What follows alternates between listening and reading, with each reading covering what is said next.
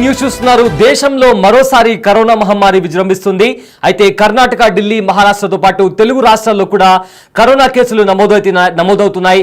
అయితే ఇదే నేపథ్యంలో కొన్ని చోట్ల కూడా కరోనాతో కూడా ఇప్పటికే కొంతమంది చనిపోయినట్లు కూడా ఇప్పటికే డాక్టర్లు నిర్ధారించారు. అయితే ఢిల్లీ, మహారాష్ట్ర, కర్ణాటక, తమిళనాడు ఇలాంటి స్టేట్స్ లో కూడా రోజు రోజుకు కరోనా కేసులు, పాజిటివ్ కేసులు కూడా పెరుగుతున్నాయి. కరోనాతో మహారాష్ట్ర అదేవిధంగా కర్ణాటకలో కూడా 2 చనిపోయారు. కొత్త వేరియంట్లతో కూడా ఈ కరోనా అనేది వేగంగా వ్యాప్తి చెందుతుంది. ఈ కరోనా వైరస్ అయితే పాజిటివ్ వచ్చిన వ్యక్తుల నుంచి కూడా 1.1 NB1.8.1 LF7 వేరియంట్లను గుర్తించారు వైద్యులు. అదేవిధంగా కరోనా సోకిన వారిలో కూడా కొత్త లక్షణాలు కూడా ఉన్నట్లు కూడా చెప్తున్నారు.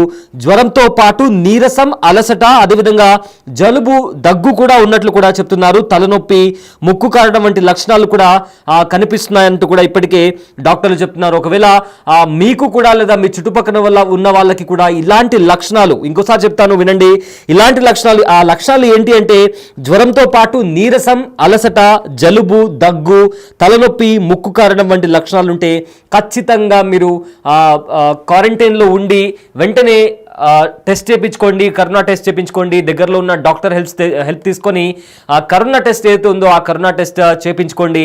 అయితే ఖచ్చితంగా ఇలాంటి లక్షణాలు మీకు కనిపిస్తే వెంటనే క్వారంటైన్లో ఉండి టెస్ట్ చేయించుకున్న తర్వాత ఒకవేళ కరోనా పాజిటివ్ అని తేలితే తగిన జాగ్రత్తలు తీసుకొని ట్రీట్మెంట్ తీసుకోవాలి అంటూ కూడా ఇప్పటికే డాక్టర్లు చెప్తున్నారు. అయితే మళ్ళీ కూడా ఖచ్చితంగా మాస్కులు ధరించాల్సిన అవసరం కూడా ఉంది. అదేవిధంగా శానిటైజ్ కూడా చేసుకోవాల్సిన అవసరం ఉంది. ఎందుకంటే కరోనా అనేది ఇప్పుడు వేరియంట్ మారిన తర్వాత బిగినింగ్ స్టేజ్లోనే మనము కాస్త జాగ్రత్తలు తీసుకుంటే, లైక్ శానిటైజ్ చేసుకోవడం, మాస్క్ పెట్టుకోవడం, బయట నుంచి వచ్చిన తర్వాత మనము మొత్తం కంప్లీట్గా ఫ్రెష్ అవ్వడం, ఒకవేళ బయట నుంచి ఏదైనా ఫుడ్ తీసుకొస్తే దాన్ని ప్రాపర్గా కడగటం, ఇలాంటి బేసిక్ జాగ్రత్తలు తీసుకున్నా కూడా ఆ చైన్ని మనం బ్రేక్ చేయొచ్చు. అండ్ ఆల్సో ఏదైతే కేసులు పెరగకుండా కూడా మనము జాగ్రత్తలు తీసుకోవచ్చు. అయితే ముందు జాగ్రత్తగా ఫస్ట్ మనం మన చేతులను తరచుగా శానిటైజ్ చేసుకోవాలి, నెంబర్ 1. అండ్ ఆల్సో మాస్కులు ధరించాలి. రద్దీగా ఉన్న ప్లేసెస్లో కావచ్చు, క్రౌడ్గా ఉన్న ప్లేసెస్లో కావచ్చు, మాస్కులు ధరించడం కంపల్సరీ. అండ్ ఆల్సో మీకు జ్వరం లేదా నీరసం, అలసట, జలుబు, దగ్గు, తలనొప్పి, ముక్కు కారడం వంటి లక్షణాలు కనిపిస్తే కంపల్సరీగా వెంటనే నెగ్లెక్ట్ చేయకుండా అండ్ మీ సొంత వైద్యం కాకుండా వెంటనే మీరు డాక్టర్ని సంప్రదించి కరోనా టెస్ట్ చేయించుకోండి. అండ్ దాని తర్వాత పాజిటివ్ వస్తే దాని తగిన జాగ్రత్తలు, అంటే ఆ ట్రీట్మెంట్ ఏంటి అని ట్రీట్మెంట్ తీసుకోండి, సొంత వైద్యం కాకుండా. ఎందుకంటే అప్పట్లో 2020లో కరోనా వచ్చిన తర్వాత కూడా చాలా మంది యూట్యూబ్లో సొంత వైద్యం అంటే కాషాయం తాగడం అని చెప్పో లేదా ఇతర సెల్ఫ్ మెడికేషన్ ఫాలో అయిన కేసెస్ కూడా చాలా నమోదయ్యాయి. అలా కాకుండా ప్రాపర్గా డాక్టర్ని కన్సల్ట్ అవ్వండి. అయితే ఇదే అంశానికి సంబంధించి మరింత సమాచారం మా ప్రతినిధి సాహిత్య అందిస్తారు. దేశంలోకి కరోనా మహమ్మారి మళ్ళీ ఎంటర్ అయింది. అయితే రాష్ట్రంలో కూడా పలు కేసులు అయితే నమోదవుతున్న పరిస్థితి అయితే ఉంది. విశాఖలో తొలి కేసు అయితే నమోదైన నేపథ్యంలో ఇటు విజయవాడలో కూడా ఎన్టీఆర్ జిల్లా వ్యాప్తంగా కూడా ఈ కోవిడ్కి సంబంధించి ప్రతి ఒక్క డీటెయిల్ని అయితే కనుక ఇక్కడ ఎన్టీఆర్ జిల్లా కలెక్టరేట్ పరిధిలో అయితే కనుక ప్రతి ఒక్కరికి కూడా చెప్తున్న పరిస్థితి అయితే ఉంది. ఏదైతే ప్రభుత్వ ఆసుపత్రిలో కూడా ఒక కోవిడ్ ఐసోలేషన్ వార్డుని అయితే ఏర్పాటు చేయడం జరిగింది. అయితే కరోనా వైరస్ మళ్ళీ విజృంభిస్తున్న నేపథ్యంలో ప్రజలందరూ కూడా ఖచ్చితంగా అప్రమత్తంగా ఉండాలి అంటూ కూడా సూచనలు అయితే చేస్తున్న పరిస్థితి ఉంది. ప్రస్తుతం మనం గవర్నమెంట్ హాస్పిటల్లో ఏదైతే ఒక వార్డుని ఏర్పాటు చేశారో కోవిడ్ ఐసోలేషన్ వార్డు, ఎవరికైతే కోవిడ్ కేసులు నమోదవుతాయో వాళ్ళకి కనుక ఈ గవర్నమెంట్ హాస్పిటల్లో అయితే కనుక ఈ వార్డుని ప్రత్యేకంగా ఏర్పాటు చేయడం అయితే జరిగింది.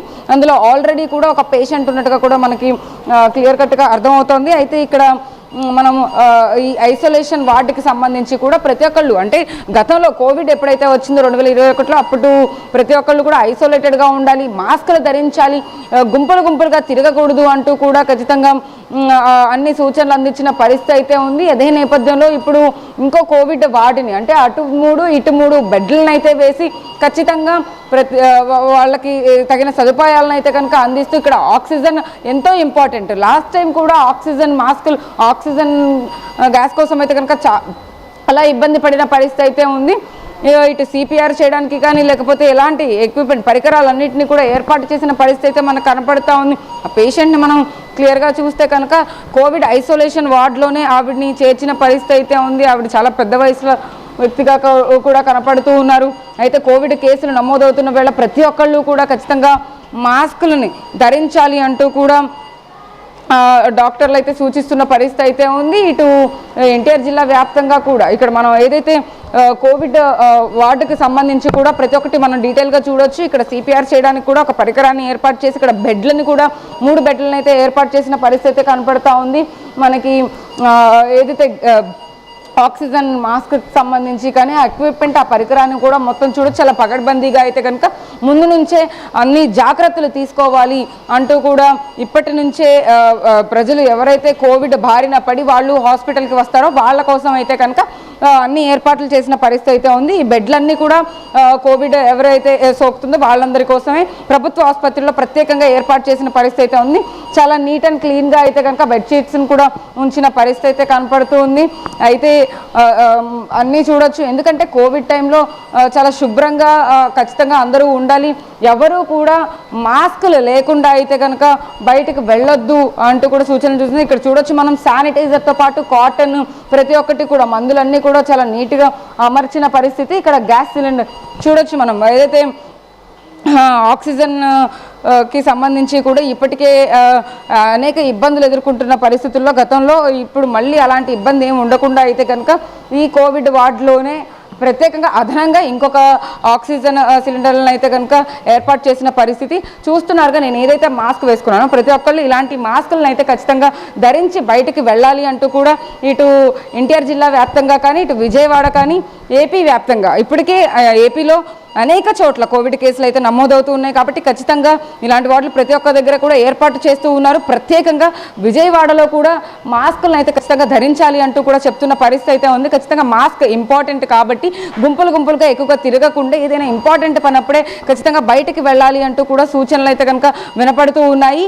ఏదేమైనప్పటికీ కూడా కోవిడ్ మహమ్మారి ప్రజలందరినీ భయపెట్టేందుకైనా కనుక మళ్ళీ వచ్చేస్తోంది కాబట్టి దాని సిమ్టమ్స్ కూడా ఖచ్చితంగా దగ్గు జలుబు వంటివి కూడా వాటికి కాకుండా ఇంకా ఎక్కువ వస్తాయి. ఒకసారి మనం ఆ పేషెంట్ని చూస్తే ఎంత ఇబ్బంది పడుతున్నారో మనం చూడొచ్చు.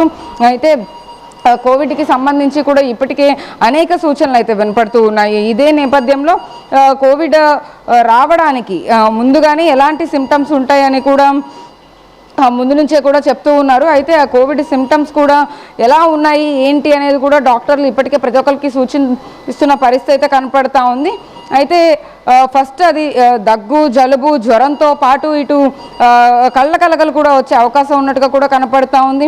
అయితే ఈసారి వచ్చే కోవిడ్ వేరియంట్కి సంబంధించి కూడా ముందుగానే జాగ్రత్తలు తీసుకోవాలంటూ కూడా డాక్టర్లు సూచిస్తున్న పరిస్థితి అయితే ఉంది. కాబట్టి ఖచ్చితంగా అందరూ దీన్ని ఖచ్చితంగా పాటించాలి అంటూ కూడా అన్నీ వినపడుతున్నాయి. ఈ వార్తకి సంబంధించి కూడా ముందుగానే సూచనలు అందిస్తూ ప్రతి ఒక్కరిని అప్రమత్తం అయితే చేస్తున్నారు. ప్రతి ఒక్క ప్రాంతంలో కూడా ఇలా ఏదైతే ఎక్కడైతే కోవిడ్కి సంబంధించి కూడా ఎక్కడైతే ఆనవాళ్ళు కనపడుతూ ఉంటాయో ఆ ఆనవాళ్ళకు సంబంధించి కూడా ముందు నుంచి జాగ్రత్తలు తీసుకోవాలంటూ కూడా చెప్తున్న పరిస్థితి అయితే కనపడుతూ ఉంది. కాబట్టి ఖచ్చితంగా దగ్గు జలుబు జ్వరం లాంటివి ముందు నుంచే వస్తూ బాడీ పెయిన్స్ కానీ లేకపోతే ఇంకా కళ్ళ కలకలు కూడా ఈసారి యాడ్ ఆన్గా కనపడుతూ ఉంది. ఇలాంటివన్నీ ఏమైనా సిమ్టమ్స్ కనపడితే ఖచ్చితంగా అంతకుముందు గతంలో మనకి స్మెల్ కోల్పోవడం కానీ టేస్ట్ కూడా రాకపోవడం ఇలాంటివన్నీ కూడా సిమ్టమ్స్ ఉండేవి.